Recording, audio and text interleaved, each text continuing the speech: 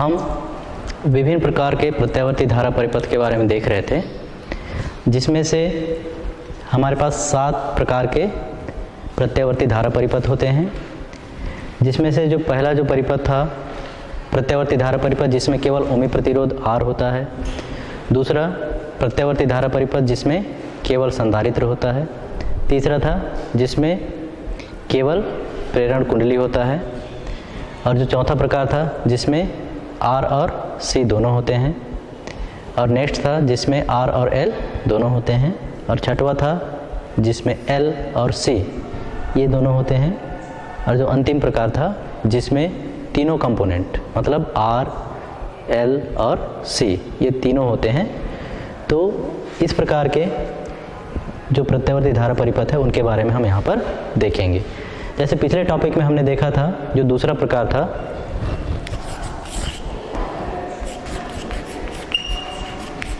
जिसमें केवल संधारित्र C हो। इसके लिए हमने देखा था V बराबर V0 साइन ओमेगा t। इसके लिए हमने प्राप्त किया था I is equal to I0 sine omega t plus pi by 2, जहाँ I0 बराबर हमने प्राप्त किया था V0 C इंटू ओमेगा, जहाँ I0 क्या है धारा का शिखर मान।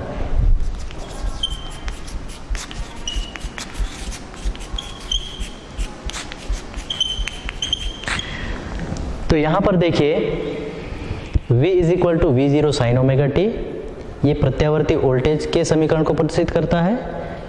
जब हम प्रत्यावर्ती धारा परिपथ में केवल संधारित्र लेते हैं तो उस स्थिति में यहाँ पर परिपथ में जो बहने वाली जो धारा का जो समीकरण था वो हमको प्राप्त हुआ था I is equal to I0 sine omega t plus pi by 2। तो इन दोनों समीकरणों में हम देखते हैं कि वोल्टेज और धारा के बीच कितना कलांतर है। तो ये जो दिख रहा है यहाँ पर पाई बाई 2 ये कलांतर को प्रदर्शित करता है। अब यहाँ पर देखिए I बराबर I0 sine omega t plus pi by 2 है। इसका मतलब ये है कि ये इन दोनों समीकरण को यदि हम तुलना करें, कंपेयर करें, तो उस स्थिति में देखते हैं यहाँ पर कि प्रत्यावर्ती धारा में ओमेगा t के बाद कितना जुड़ा हुआ है पाई बाई 2 ये जुड़ा हुआ है। इसलिए हम यहाँ पर कहते हैं कि जो प्रत्यावर्ती जो धारा है वह प्रत्यावर्ती वोल्टेज से अग्रगामी है, क्योंकि ये इतना जुड़ा हुआ है। कितना अग्रगामी है पाई बाई 2 रेडियन अग्रगामी है। इसको अंश में बोलेंगे तो 90 अंश अग्रगामी कहलाता है। तो यहाँ पर क्या हो रहा है प्रत्यावर्ती धारा प्रत्यावर्ती वोल्टेज से पाई बाई 2 रेडियन या 90 अंश अग्रगामी कहलाता है। या दूसरे शब्दों में इसको ऐसा भी कह सकते हैं प्रत्यावर्ती वोल्टेज प्रत्यावर्ती धारा से पाई बाई 2 पश्चगामी। जब प्रत्यावर्ती वोल्टेज को पहले कहेंगे प्रत्यावर्ती धारा के साथ तो प्रत्यावर्ती वोल्टेज प्रत्यावर्ती धारा से कैसा है पश्चगामी है, और प्रत्यावर्ती धारा प्रत्यावर्ती वोल्टेज की कैसी है अग्रगामी है, क्योंकि यहाँ पर पाई बाई 2 जुड़ा हुआ है। अब यहाँ पर देखिए यहाँ पर I0 जो है ये क्या है धारा का शिखर मान है। और धारा के शिखर मान के लिए हमने प्राप्त किया है यहाँ पर देखिए इसका मान रखे थे हम वहाँ पर I0 बराबर V0 C ओमेगा का मान हमने I0 रखा था। ठीक है, अब इसी समीकरण से देखिए यहाँ V0 बटे I0 बराबर कितना हो जाएगा 1 बटे ओमेगा C। या इसकी तुलना यदि हम ओम के नियम से करें, इसकी तुलना ओम के नियम V बटे I is equal to R से करने पर, तो जब हम इसकी तुलना ओम के नियम V बटे I is equal to R से करते हैं तो उस स्थिति में परिपथ की परिपथ का प्रतिघात हमको यहाँ पर प्राप्त होता है। चूंकि यहाँ पर केवल हम संधारित्र C को जोड़े हैं, इसलिए परिपथ का प्रतिघात को हम क्या कहेंगे, XC इज इक्वल टू हमको प्राप्त होता है 1/ωc। तो परिपथ का प्रतिघात हमको कितना प्राप्त हुआ, XC is equal to 1/ωc के बराबर, जिसको हम बोलते हैं धारिती प्रतिघात, धारिता प्रतिघात, या XC को क्या कहते हैं, धारिता प्रतिघात। अब यहां पर देखिए, क्योंकि हमको पता है ओमेगा बराबर होता है 2 पाई इंटू न्यू, जहां न्यू क्या है, न्यू है आवृत्ति, ठीक है। न्यू प्रत्यावर्ती वोल्टेज जो है, प्रत्यावर्ती धारा है, उसका क्या है, आवृत्ति है। तो उस स्थिति में अतः XC इज इक्वल टू कितना हो जाएगा, 1/2 पाई न्यू इंटू C। हम मान रखेंगे ओमेगा का मान, तो जब हम ओमेगा का मान रखेंगे तो उस स्थिति में हमको मिल जाएगा XC is equal to 1/2 pi nu into C। अब यहाँ पर देखिए, जो दिष्ट धारा है, दिष्ट धारा के लिए ओमेगा और न्यू का जो मान होता है वह 0 के बराबर होता है। दिष्ट धारा के लिए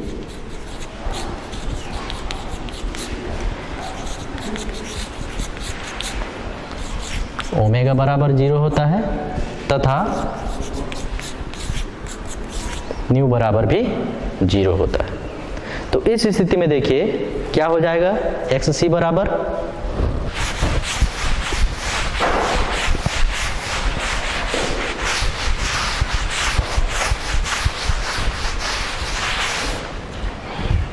क्योंकि दिष्ट धारा के लिए ओमेगा और आवृत्ति, कोणीय वेग और आवृत्ति दोनों का मान किसके बराबर होता है, 0 के बराबर होता है।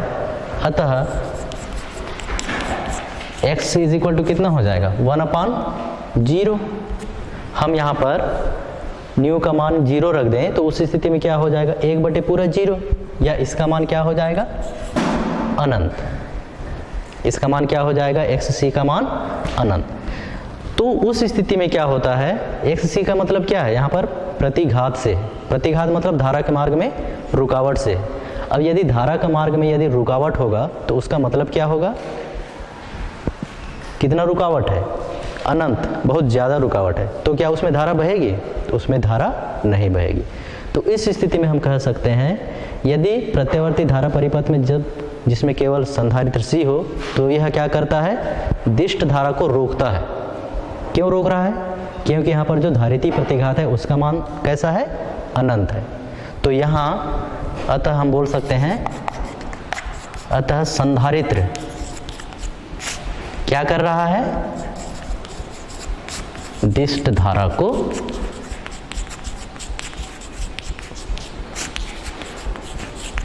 रोकता है और केवल किसको बहने देता है, प्रत्यावर्ती धारा को बहने देता है।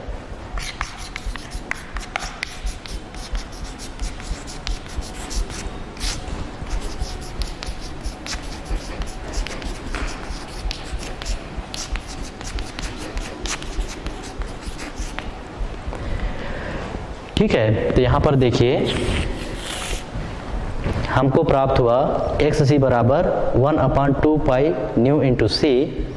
तो चूंकि हमको पता है दिष्ट धारा के लिए ओमेगा का मान 0 होता है, मतलब कोणीय वेग कैसा होता है, 0 होता है, और जो उसकी आवृत्ति भी होती है कितना, 0 के बराबर। आवृत्ति 0 के बराबर क्यों होता है, क्योंकि इसका मान समय के साथ परिवर्तित नहीं होता, इसलिए आवृत्ति का मान कैसा होता है, 0 के बराबर होता है। तो उस स्थिति में XC का मान क्या मिल जाता है हमको, अनंत के बराबर। का मतलब ये हुआ कि प्रत्यावर्ती धारा परिपथ में जो अवरोध है, जो रुकावट है, धारिती जो प्रतिघात है, उसका मान क्या मिल रहा है, अनंत मिल रहा है। तो उस स्थिति में धारा का मान निश्चित रूप से वहाँ पर, मतलब धारा वहाँ पर निश्चित रूप से नहीं बहेगा। इसका मतलब वहाँ पर क्या हो रहा है, जब प्रत्यावर्ती धारा परिपथ में केवल संधारित्र C है तो प्रत्यावर्ती धारा को वहाँ पर रोका जा रहा है। तो इसलिए हम कह सकते हैं यहाँ पर दिष्ट धारा को रोका जा रहा है, इसलिए हम यहाँ पर बोलेंगे कि संधारित्र दिष्ट धारा को रोकता है और प्रत्यावर्ती धारा को बहने देता है। ठीक है, इसके बाद हम हमारा जो अगला जो धारा परिपथ है, प्रत्यावर्ती धारा परिपथ है, उसको देखते हैं। तीसरा प्रकार है जिसमें केवल प्रेरण कुंडली L हो। तीसरा पॉइंट है हमारा प्रत्यावर्ती धारा परिपथ का।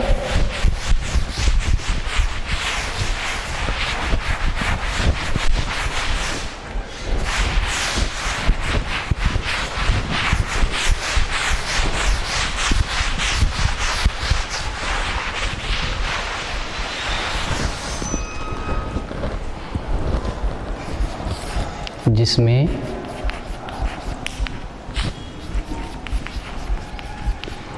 केवल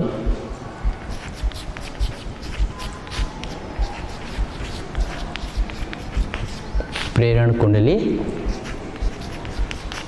L हो, जिसमें केवल प्रेरण कुंडली L हो। तो हम यहाँ पर क्या करते हैं, प्रेरण कुंडली को AC सोर्स के साथ जोड़ देते हैं। ये काहे का नोटेशन है, प्रेरण कुंडली का, जिसका प्रेरकत्व है L के बराबर। यहाँ पर AC सोर्स का नोटेशन है,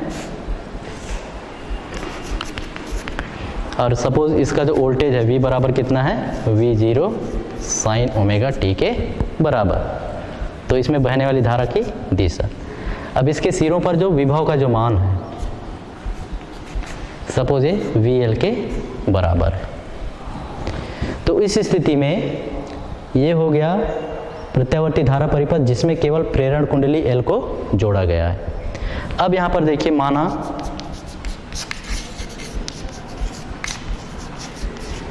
माना किसी क्षण प्रत्यावर्ती वोल्टेज का समीकरण, प्रत्यावर्ती वोल्टेज का समीकरण है, कहा डिनोट करते हैं इसको, V is equal to V0 sine omega t है। इसको हम दे देते हैं पहला इक्वेशन। ठीक है, माना किसी क्षण प्रत्यावर्ती वोल्टेज का समीकरण कितना है, V बराबर V0 साइन ओमेगा t। इसके बाद देखते हैं, यदि इसी क्षण परिपथ में जो बहने वाली धारा I हो,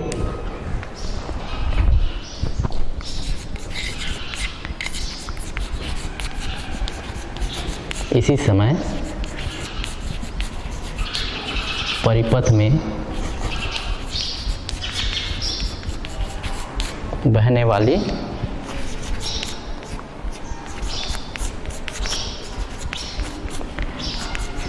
I हो, तो यदि इसी समय परिपथ में बहने वाली धारा I हो, तो उस स्थिति में जो वोल्टेज का जो मान होता है, उस स्थिति में वोल्टेज का मान को हम डिनोट करते हैं V बराबर I इंटू DI बटे DT से।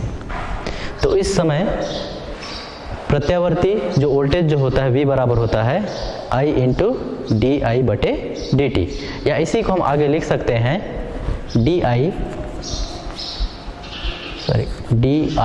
इज इक्वल टू कितना लिखेंगे, जब हम इसको तिर्यक गुणा करेंगे इधर, तो उस स्थिति में क्या हो जाएगा, V बटे I इंटू DT।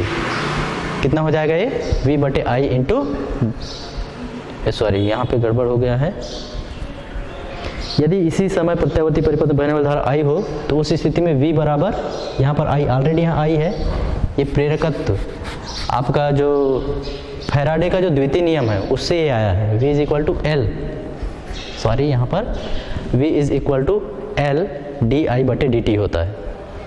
ठीक है ना, तो उस स्थिति में क्या हो जाएगा, DI बराबर हो जाएगा ये V बटे L इंटू DT। DI बराबर हो जाएगा V बटे L इंटू DT के बराबर। अब इसी को हम आगे हम V0 का V का मान रख देते हैं समीकरण 1 से, समीकरण 1 से V का मान रखने पर, तो समीकरण 1 से V का मान रखेंगे तो कितना हो जाएगा, DI is equal to V0 sine omega t बटे L इंटू DT। V का मान रख दिए V0 sine omega t into DT पूरे का बटे L, या इसी को हम आगे लिख सकते हैं इसको ऐसा कर देते हैं समाकलन करने पर। इसके बाद हम यहाँ पर क्या कर देते हैं, इसका समाकलन कर देते हैं।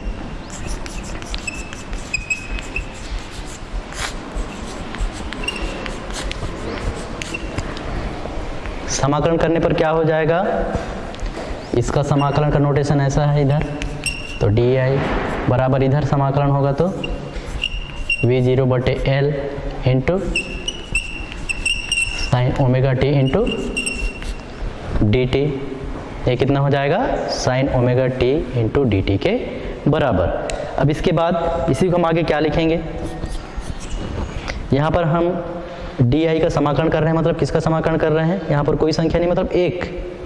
तो एक का जब किसी चर के सापेक्ष समाकलन किया जाता है तो उसका मान उस चर के बराबर होता है। तो एक का हम किसके सापेक्ष समाकलन कर रहे हैं, आई के सापेक्ष, इसलिए यहाँ पर मान कितना हो जाएगा, आई के बराबर। ये हो गया आई इज इक्वल टू। अब यहाँ पर देखिए, जब भी समाकलन या अवकलन किया जाता है तो उस स्थिति में जिस भी चर के सापेक्ष हम समाकलन या अवकलन करते हैं उसको उसका फलन होना आवश्यक है। तो यहाँ पर देखिए साइन ओमेगा टी टी का फलन है, इसलिए यहाँ पर केवल साइन ओमेगा टी का ही समाकलन होगा। V0 बटे जो L है यह अचर राशि होगी और ये समाकलन से बाहर आ जाएगा। तो ये कितना हो जाएगा, V0 बटे L, यहाँ पर हो जाएगा sine omega T into D T. या इसी को हम आगे लिख सकते हैं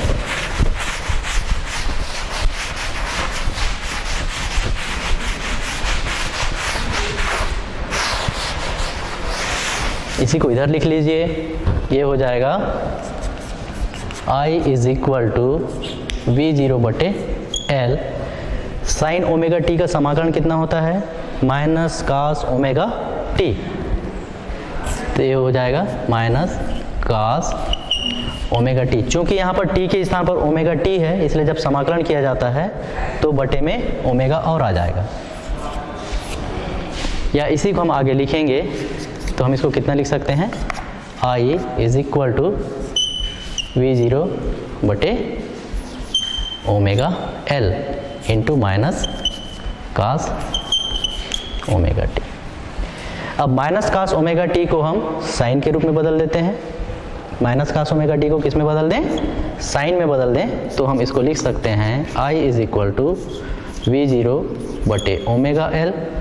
जब हम इसको साइन में बदलेंगे तो ये किसके बराबर होगा, sine omega T minus pi by 2 के, क्योंकि sine omega T minus pi by 2 या sine theta minus pi by 2 या sine theta minus 90, sine theta minus 90 बराबर होता है माइनस कॉस थीटा। तो यहाँ पर थीटा के स्थान पर कितना है, ओमेगा टी, इसलिए साइन थीटा माइनस 90 अंश या ओमेगा टी माइनस 90 अंश बराबर कितना होगा, माइनस कॉस ओमेगा टी के बराबर। या इसी को हम आगे लिख सकते हैं I इज इक्वल टू, इसको हम किसके बराबर लिख दें, I0 के बराबर मान लें, और ये होगा sine omega T minus pi by 2, जहाँ I0 बराबर किसके स्थान पर I0 रखें हम, V0 बटे ओमेगा L, V0 बटे ओमेगा L। ये क्या है, धारा का शिखर मान। इसको दे देते हैं हम नेक्स्ट इक्वेशन नंबर 2।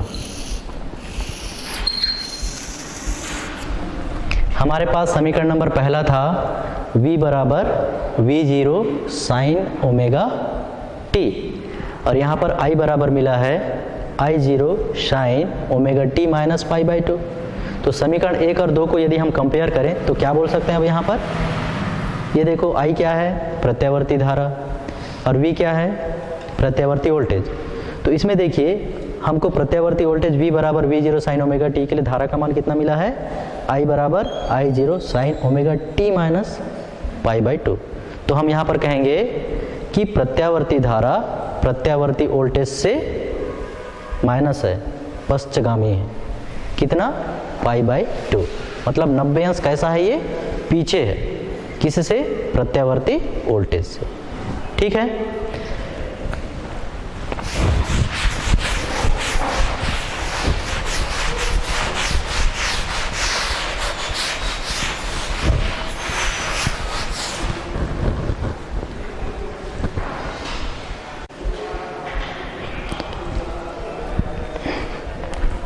तो यहाँ समीकरण 1 और 2 से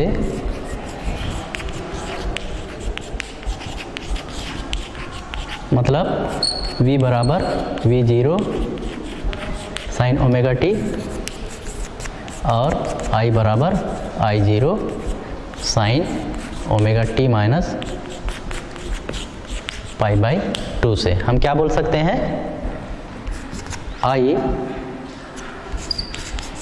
v से पाई बाई 2 कैसा है,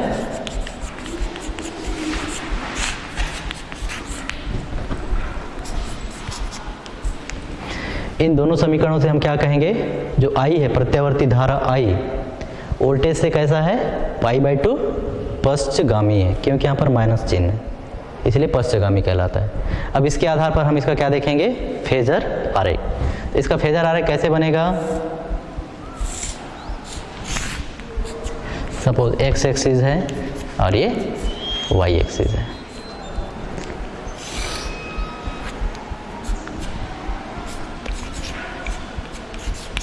सपोज ए वोल्टेज को डिनोट कर रहा है, तो यहाँ पर V, यहाँ पर क्या बोल रहा है, कौन पश्चगामी है, धारा कितना पश्चगामी है, पाई बाई 2, तो पीछे की ओर बनेगा 90 अंश इधर। इसको ऐसा बना दो पूरा, ये है हमारा मूल बिंदु। तो ये काहे को डिनोट करेगा, I0 को, और यहाँ पर इधर I का मान। अब देखिए यहाँ पर चित्र से स्पष्ट हो रहा है, वोल्टेज से प्रत्यावर्ती वोल्टेज से धारा कैसे है, 90 अंश पीछे है, ठीक है ना। तो ये क्या कहलाता है, फेजर आरेख। अब इसी का यदि यहाँ पर लिख दो, ये है फेजर आरेख। अब इसी का हम कला आरेख भी बना सकते हैं। तो इसका कला आरेख कैसा हो जाएगा, सपोज ये वोल्टेज को डिनोट कर रहा है, तो इधर ये काहे को डिनोट करेगा, धारा को डिनोट करेगा। धारा कैसे है, 90 अंश पीछे है, ये कहलाता है कला आरेख। वो कहलाता है कला आरेख, ये कहलाता है फेजर आरेख।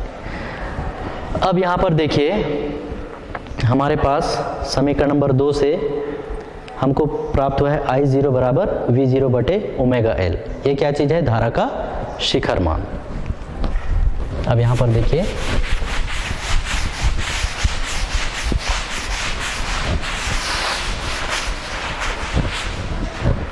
क्योंकि हमको प्राप्त हुआ है I0 बराबर V0 बटे ओमेगा L, तो यहाँ से हमको प्राप्त हो जाएगा V0 बटे I0 इज इक्वल टू कितना प्राप्त होगा, ओमेगा L के बराबर।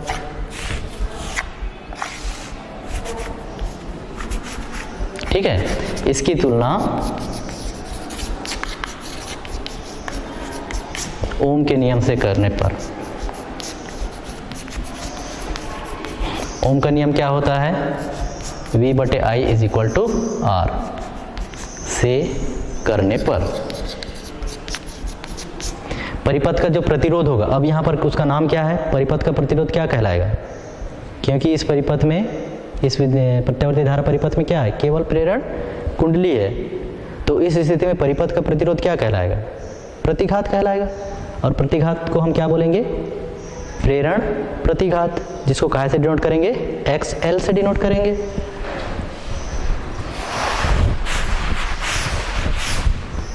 तो यहाँ पर लिखिए इसकी तुलना ओम के नियम V बटे I is equal to R से करने पर परिपथ का प्रतिघात, अब नाम यहाँ पर चेंज हो गया, प्रतिरोध के स्थान पर क्या बोलेंगे, प्रतिघात। और परिपथ का प्रतिघात कहाँ से डिनोट होगा, XL से, और XL बराबर होगा ओमेगा इंटू L, और ओमेगा इंटू L, XL बराबर ओमेगा इंटू L को क्या बोलते हैं, प्रेरण प्रतिघात, इसको कहते हैं प्रेरण प्रतिघात। अब इसके बाद देखिए यहाँ पर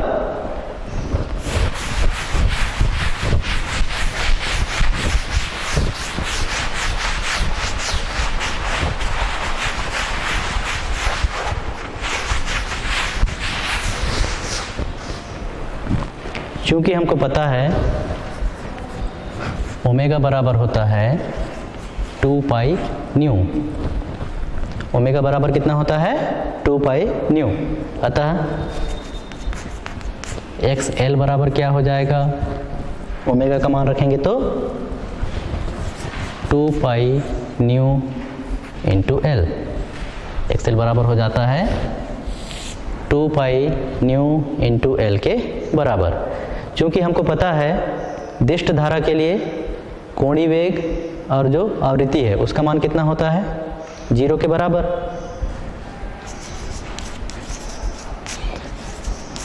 क्योंकि दिष्ट धारा के लिए ओमेगा बराबर 0 तथा न्यू बराबर भी कितना होता है 0 के बराबर, अतः क्या हो जाएगा, अतः एक्सएल का मान कितना हो जाएगा, एक्सएल बराबर 0। कब दिष्ट धारा के लिए एक्सएल का मान कितना हो जाएगा 0 हो जाएगा, तो उस स्थिति में यहाँ पर क्या हो रहा है, उस स्थिति में जब एक्सएल का मान 0 हो रहा है का मतलब धारा का मान कैसा होगा, ज़्यादा बहेगा। दिष्ट धारा उसमें कैसा बहेगा, जब एक्सएल प्रतिरोध है ही नहीं मतलब वहाँ पर निश्चित रूप से धारा ज़्यादा बहेगा। कौन सी धारा, दिष्ट धारा। लेकिन चूंकि ये कौन सा परिपथ है, प्रत्यावर्ती धारा परिपथ है, इसलिए जब इसमें केवल प्रेरण कुंडली जोड़ा जाता है तब हम वहाँ पर कहते हैं कि यहाँ पर जो प्रत्यावर्ती धारा के मार्ग में जो प्रेरण कुंडली है वह क्या करता है, प्रतिरोध आरोपित करता है। ठीक है ना, दिष्ट धारा के लिए प्रतिरोध आरोपित नहीं होता, लेकिन प्रत्यावर्ती धारा के लिए प्रेरण कुंडली क्या आरोपित करता है, प्रतिरोध आरोपित करता है। उसका मान कितना होता है, XL is equal to 2 pi nu into L. तो यहाँ पर नीचे लिख सकते हैं, अतः या इस प्रकार कुंडली, कुंडली मतलब प्रेरण कुंडली ना, इस प्रकार कुंडली प्रत्यावर्ती धारा, प्रत्यावर्ती धारा परिपथ में प्रतिरोध आरोपित करता है।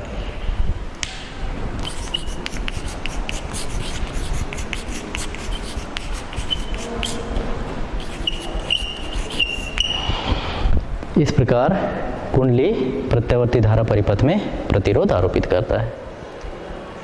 ठीक है, तो ये हो गया ऐसा प्रत्यावर्ती धारा परिपथ जिसमें केवल कुंडली है। तो इसके अंतर्गत हमने क्या क्या देखा, प्रत्यावर्ती धारा परिपथ जिसमें प्रेरण कुंडली है उसका विद्युत परिपथ देखे, प्रत्यावर्ती वोल्टेज के लिए हमने धारा का मान निकाला, ठीक है ना, और वहाँ पर हम देखे वोल्टेज और प्रत्यावर्ती धारा के बीच कितना कलांतर है, उसके आधार पर हमने देखा उसका कला आरेख और फेजर आरेख, फेजर आरेख और कला आरेख देखे, और यहाँ पर हमने ज्ञात किया कि इसका प्रतिबाधा, यहाँ पर जो प्रतिरोध जो होता है उसको हम क्या बोलते हैं, प्रेरण प्रतिघात, और उसका मान निकाले एक्सएल बराबर ओमेगा इंटू एल।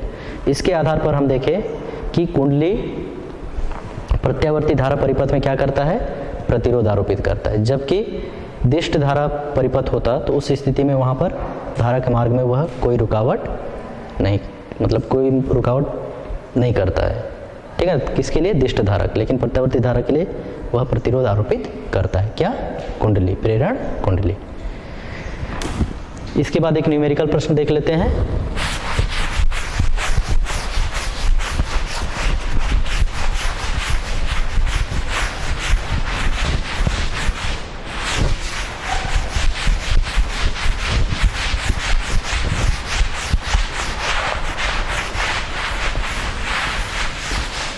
एक प्रश्न लिखिए, आंकिक प्रश्न है।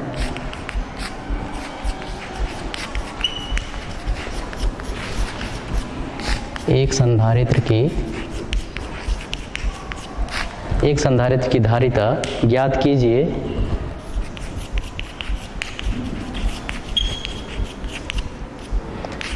एक संधारित्र की धारिता ज्ञात कीजिए जब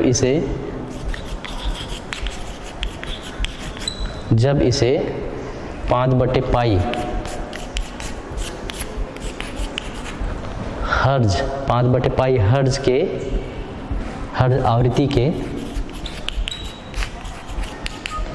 आवृत्ति के प्रत्यावर्ती स्रोत के साथ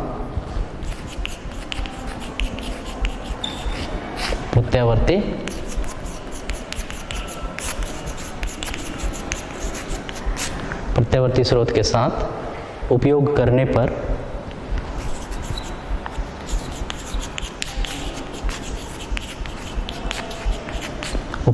पर प्रतिघात 100 ओम है। प्रतिघात कितना ओम है? एक संधारित्र की धारिता ज्ञात करनी है जब इसे 5/पाई हर्ज आवृत्ति के प्रत्यावर्ती स्रोत के साथ उपयोग करने पर प्रतिघात का मान कितना है? 100 ओम के बराबर है। हमको क्या ज्ञात करना है? संधारित्र की धारिता। अब यहाँ पर देखिए हमारे पास जो फार्मूला है वह है संधारित्र प्रतिघात के लिए XC इज इक्वल टू कितना होता है? 1/ओमेगा C। 1/ओमेगा C। हमको यहाँ पर किसका मान दिया है? आवृत्ति का मान दिया है, ठीक है ना, और प्रतिघात का मान दिया है। लेकिन यहाँ पर हमको ओमेगा का मान दिया है, मतलब सूत्र में क्या है? ओमेगा है। और हमको पता है चूंकि ओमेगा बराबर कितना होता है? ओमेगा बराबर होता है 2π न्यू। अतः XC बराबर कितना होगा?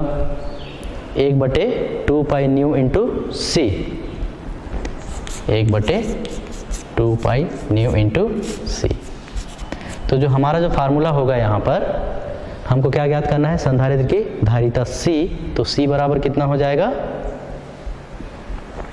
C बराबर हो जाएगा 1/2π न्यू इंटू XC। इस सूत्र में मान रख करके हम क्या ज्ञात कर सकते हैं? संधारित्र की धारिता ज्ञात कर सकते हैं। अब यहाँ पर देखिए क्या क्या दिया है। दिया है XC का मान दिया है कितना? 100 ओम। न्यू का मान दिया है, न्यू बराबर आवृत्ति 5/पाई हर्ज। 5/पाई हर्ज के बराबर न्यू का मान दिया है, ठीक है। इस मान को हम सूत्र में रखेंगे।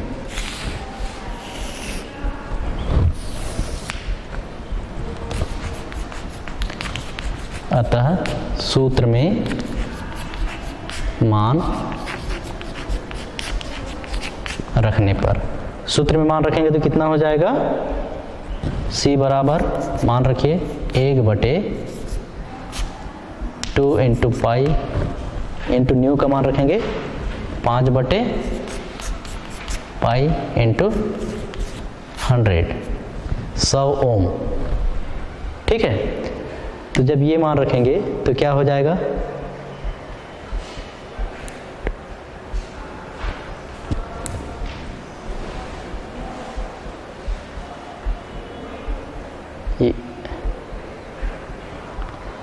ये मान रखेंगे तो कितना हो जाएगा? मान रख दीजिए, पाई से पाई कैंसल हो गया, तो ये कितना हो जाएगा? C बराबर कितना हो जाएगा? 5 दूने 10, 100, 1000 इतना फैरड। 1/1000 फैरड, या इसी को हम कितना लिखेंगे? C बराबर 1/10⁻³ इतना फैरड होगा। या इसी को हम लिख सकते हैं C बराबर 10⁻³ फैरड, ठीक है। और 10⁻³ को क्या बोलते हैं? मिली। 10⁻³ को क्या कहा जाता है? मिली। या इसी को हम लिख सकते हैं C बराबर 1 मिली फैरड। C बराबर कितना मिला? 1 मिली फैराड, ये हमारा आंसर है।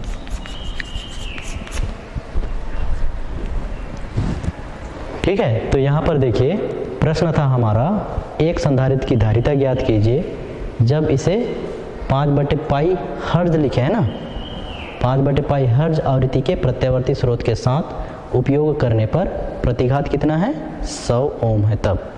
तो उस स्थिति में चूंकि हमारे पास जो फार्मूला है संधारित्र की धारिता वाला फार्मूला, धारिता के साथ यहाँ पर प्रतिघात है, इसलिए कौन सा फार्मूला यूज होगा, धारिता प्रतिघात वाला फार्मूला।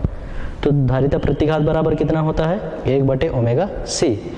कोणीय वेग का मान नहीं दिया है, यहाँ पर किसका मान दिया है, आवृत्ति का मान दिया है। तो हमको पता है ओमेगा बराबर कितना होता है, 2πν। तो इसके मान को जब हम रख देते हैं तो xc बराबर होता है 1/2πν इंटू c। हमको c का मान ज्ञात करना है और हमारे पास क्या क्या मान प्राप्त है, यहाँ पर दिया गया है xc का मान दिया है और न्यू का मान दिया है। पाई का मान तो हमको पता ही है 22/7 होता है और ये c, दो मान दिए, मतलब हमको c का मान ज्ञात करना। तो c बराबर हो गया 1/2πν इंटू xc। हम इसमें सूत्र में मान रख दिए तो हमारा मान मिला c is equal to 1 milli farad. ठीक है ना। यदि मान लो ये किलो हर्ज में होता, ये किस में होता, सब इसी प्रश्न में देखिए। अब यदि ये क्वेश्चन क्या हो जाता, यहाँ पर क्या है, किलो हर्ज है, इसी क्वेश्चन को देखिए, यदि इसमें कितना है 5/पाई किलो हर्ज है, तो उस स्थिति में इसका सॉल्यूशन कितना होगा। तो कहाँ पर चेंज हो जाएगा, इतना, ये क्या हो जाएगा, किलो हर्ज। यहाँ पे क्या हो जाएगा, न्यू इज इक्वल टू 5/पाई किलो हर्ज। तो यहाँ पर कितना हो जाएगा, इसके बाद इधर चेंज हो जाएगा। कैसे चेंज होगा इसको भी देख लीजिए।